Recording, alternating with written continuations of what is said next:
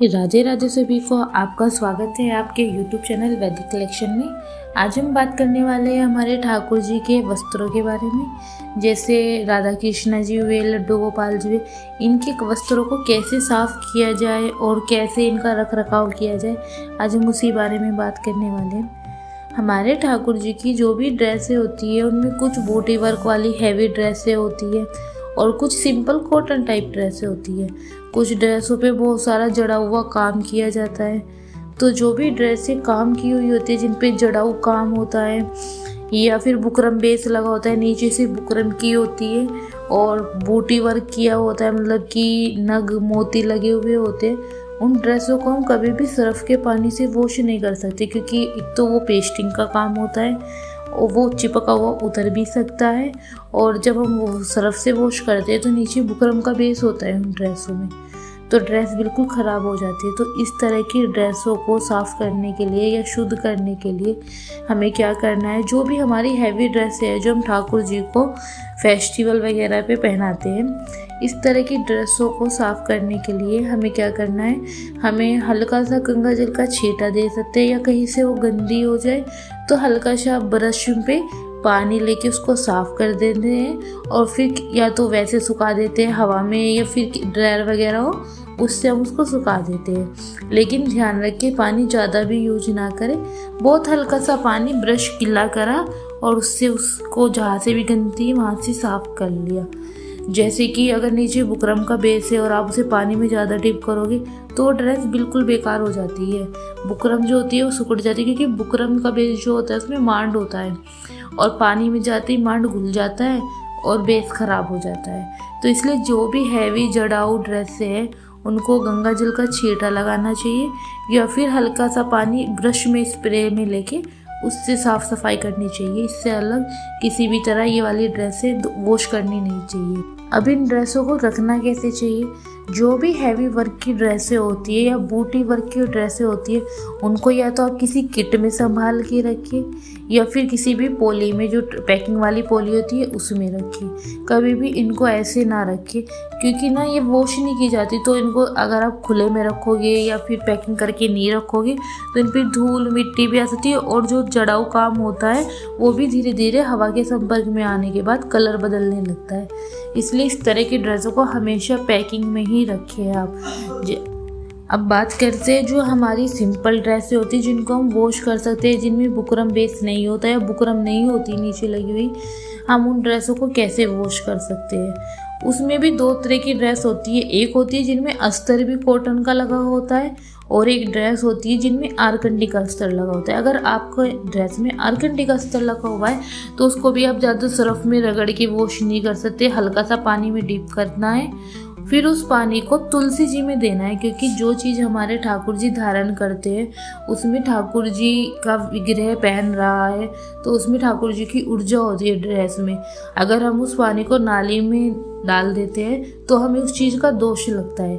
इसलिए आप कोई भी ड्रेस अगर वॉश कर रहे हैं तो उससे पहले सिंपल पानी में निकालना है और उस पानी को आप तुलसी जी में दे दीजिए, किसी भी पौधे में दे दीजिए, मतलब उस पानी को नाली में नहीं डालना है, फिर उस ड्रेस को आप वॉश कर सकते हैं। अगर आरकंडी वाली ड्रेस है तो बस हल्का सा पानी में से निकाल सकते हैं, और अगर आपकी अस्तर वाली ड्रेस है या फिर मतलब वॉशेबल ड्रेस है तो आपको उसको हल्का सा पानी में डिप करके निकाल देना है, उस पानी को पेड़ पौधों में डाल देना है और ड्रेस को आप सर्फ वगैरह लगा के फिर अच्छे से वॉश कर सकते हैं। लेकिन जो आपके ठाकुर जी ने धारण की है ड्रेस हो या कुछ भी ठाकुर जी का सामान हो जो आप वॉश कर रहे हैं, गद्दा हुआ, चादर हुई, अगर आप ठाकुर जी के कोई भी वस्त्र वॉश कर रहे हैं तो उनको सीधा आपको सर्फ में नहीं डालना है, पहले उनको सिंपल पानी में से निकालना है, उस पानी को किसी भी पेड़ पौधे में डाल देना है, फिर आप सर्फ वगैरह से उनको अच्छे से वॉश कर सकते हैं। तो ये तो हुई हमारी ड्रेसों की बात। अब बात करते हैं जो हमारे ठाकुर जी की पुरानी ड्रेसें हो जाती है,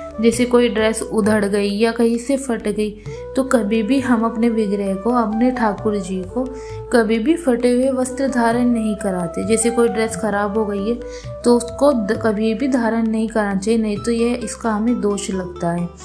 अब इन ड्रेसों का हम क्या करें, क्योंकि हमारे लल्ला जी के पास तो बहुत सारी ड्रेसें हो जाती है, जो ड्रेसें फट जाती है या जिनका हम यूज़ नहीं करते ठाकुर जी के, अब इतनी सारी ड्रेसों को हम संभाल कर भी नहीं रख सकते, तो इन ड्रेसों को हमें क्या करना चाहिए।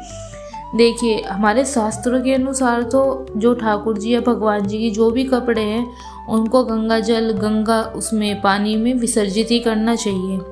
लेकिन अब मतलब ये मान्यता है कि अगर हम पानी में विसर्जित कर रहे हैं तो इससे नदियाँ दूषित होती हैं, प्रदूषण होता है। तो इसके लिए आपको क्या करना है, या तो आप ऐसा कीजिए, जो उन पे जड़ी बूटियाँ लगी हुई है, मतलब जो उन पे नग मोती लगे हुए उनको हटा दीजिए और बाकी ड्रेसों को या तो मिट्टी में डाल दीजिए या फिर आप किसी भी चलते हुए पानी में उनको प्रवाहित कर दीजिए, क्योंकि अगर उसमें वो मोती वगैरह नहीं लगेगी तो थोड़ा सा वो गल जाती है।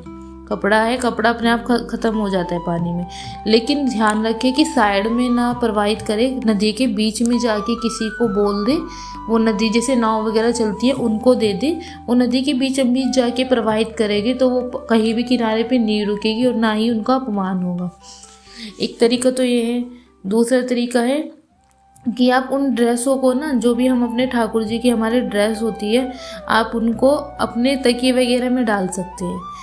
एक मैं आपको बात बताती हूँ, जो ठाकुर जी की ड्रेस होती है ना उसमें बहुत पॉजिटिव एनर्जी होती है।